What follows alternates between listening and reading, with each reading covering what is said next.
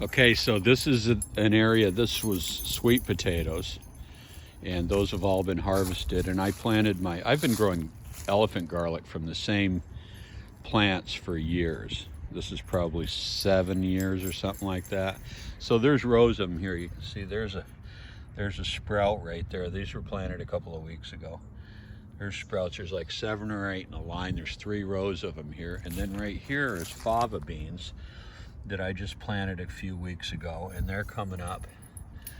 And we'll see if they can withstand a Texas winter. You never know what we're going to get here. And you can see my drip irrigation system. But anyway, this is going to be a lot better system next year. It worked okay, but it could have been a lot better.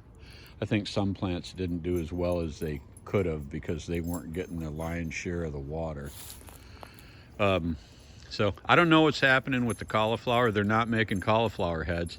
I had some bug issues with them where I had to spray BT on them to kill the caterpillars that were eating them. And actually, when we picked our broccoli, we had to go through the broccoli heads and clean out all the worms. There was a bunch of caterpillars in them. It's kind of gross. But anyway, you live and learn. That's what you do in gardening. Every time you plant something, you might not get what you want out of it, but what you will get is experience, and you'll know what not to do next time. Learning from your mistakes. There's a nice little thyme plant right there. That's a good plant. There's another little one next to it.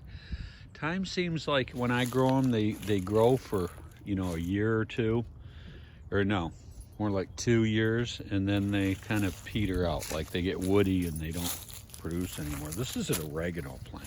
This is like 1 or 2 plants that I put in here this spring, and it's just gone crazy. I'll have to trim it back. It's not doing great now in the cooler weather. This here is a eggplant that won't die, and so I trimmed it all back. They say they're kind of like trees. They'll get through. If they get through the winter, they'll grow fruit on them again. This one's already done 2 of those. It grew this fall. It grew 10 eggplants on it, and we made some eggplant parm with that. That was good, and some eggplant lasagna, which was great. There's a sage plant right there. That plant is doing pretty good. It's getting big and woody. Now this is another one. I don't know how long these will survive. I've never had one go more than like 2 years. Look at these parsley plants. They're like mammoth. There's 2 parsley plants here. They're like the size of a celery.